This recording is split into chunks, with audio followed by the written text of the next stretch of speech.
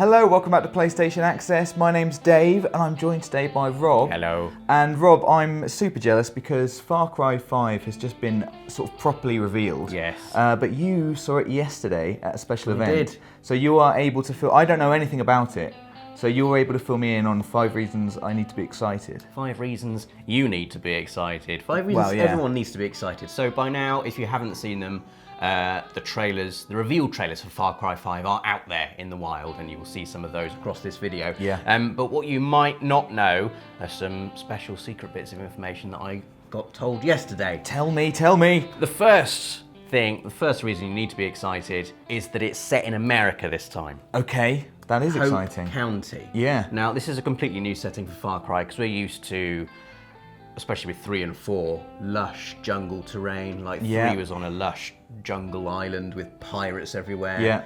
Hope County is quite beautiful. There are very beautiful places. There are, forests and trees, but there's also the kind of classic American feel. You've got like big farmsteads, dusty roads. This is not LA. This is not New York. This is the middle of America. But this is modern day America. Modern day America. It's present day America. They were telling us the whole inspiration for the feel of the game comes from the current uneasy, shall we say, political climate in the world right now. Okay. There's lots of tension, and that was what inspired them. This is really interesting because, as you said before, I mean, I guess they've always been contemporary apart from Far Cry Primal. Yes. Or certainly contemporary. Yes. Certainly 3 and 4 anyway were contemporary, but in the same way in a sort of underdeveloped or less developed countries than perhaps a lot of the West, especially America. So it's interesting we're going to be in America, although away from the cities. Yeah, this is remote America. Remote America, okay. Where, the law can't reach. It's every man for himself. Okay, I see what you're saying. And that leads us on to point number 2. We have some new villains. Right, now, well that's good. The villains are always very iconic in Far Cry. Yeah, they are. We had Vast from Far Cry 3, Pagan Min in Far Cry 4. They're always very suave and fashionable for some reason. Okay. It's no different in Far Cry 5. The main villains are the Seed family, and they are headed up by a man named Joseph Seed, and he is the leader of this mad cult. Okay. Who has basically rolled up and taken over Hope County. Right. And you'll see him probably in the posters. You've seen the Far Cry poster. He's the guy in the middle with like the cool sunglasses and the sharp suit. Nice. He looks very smooth. I he like looks a very villain. suave. So this is a proper family-run, I was going to say, business enterprise, you know, or cult. Yeah, and they have got an evil project going along. An evil project called the Project at Eden's Gate. Now, we weren't really told too much about what that was, whether it was a place or just the name of a thing they're doing. Yeah. Whichever it is, it's not a good thing. Right. I like the idea of them brainstorming on the whiteboard and just writing evil project at the top. Evil project. Underline that twice and then, any got any Gate. ideas? We need a good evil project if we're going to be villains. And it's kind of divided the community as well. Some people have accepted them and are followers of the cult. Okay. And there's also, in classic Far Cry form, the people who have not accepted it and have formed a resistance movement in Hope County. And obviously you're going to be joining those people. Right, excellent. Okay, what's next?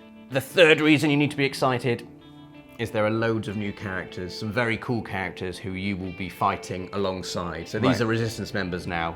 We've got little trailers that showcase each of those people. We're just going to go through them very quickly. The first character is Pastor Jerome. Right, okay, and he was the head of the local church until this cult moved in and kind of took over. So he's got a score to settle Took over the church. Took his flock. And that's exactly what he says in the trailer. Really? He says, no one steals my flock. Not today. I like the idea of a pastor. No one steals my flock. And he's there in his church with his Bible saying, Shuts if you the Bible. steal my flock, then I'm going to have to stop being the shepherd and I'm going to have to become the wolf. Oh. And he opens his Bible and there's a gun inside the Bible. I can't believe it! I was going to say that! Ready. That's amazing. And he rolls out. You can't attack the flock though, because, like a wolf would. No. He's got to protect them, like a protecting wolf. A vengeful wolf. A vengeful Protecting wolf his who flock. attacks the shepherd. He attacks the shepherd of the flock whilst protecting the flock. There's an evil shepherd that's stolen the flock of sheep, so the wolf has now gone to save the sheep from the evil shepherd. That's what Pastor Jerome is. There's also Mary May. She is the owner of the local saloon, and her family has lived in Hope County for generations. Her father used to own the saloon. The saloon is called the Whistling Beaver, by the way. Right, nice. And we see a little vignette of Mary May in the saloon, and it looks like she's just making some drinks, and she's giving a monologue about how annoyed she is about this cult. Annoyed's probably a soft word. She's not annoyed, she's furious. And it turns out she's not making drinks, she's making Molotov cocktails. Oh. And she puts them all under the bar. So you'll be fighting alongside Mary May. And the final character we were introduced to... Can I just interrupt to say that's exciting because, you know, Far Cry, all the Far Crys, famous for having amazing fire. Yes. And so Molotovs are back. Yeah. And fire is back, and I'm going to be burning up Hope County. Yes. Sorry, who's last?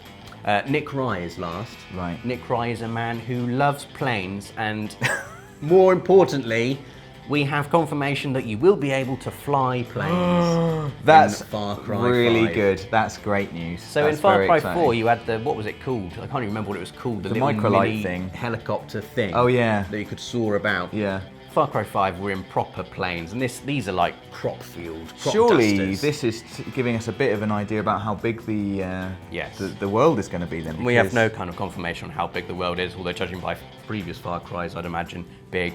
Yeah, or if you can fly around it, then, to be fair, Far Cry's always been in big worlds again. Yeah. But well, that's exciting. Planes. And we saw in the trailer like an American muscle car as well, and just the thought of driving those old-fashioned muscle cars down the dirt tracks in America, it's going to be amazing. Imagine, Rob, taking Nick Rye's plane, crop dusting plane, filling it with Mary May's Molotov cocktails. You've got yourself Pastor Jerome Pastor Jerome's just there, furious. He shoots the trail and Nick sets it on fire. does mount a machine gun onto his plane.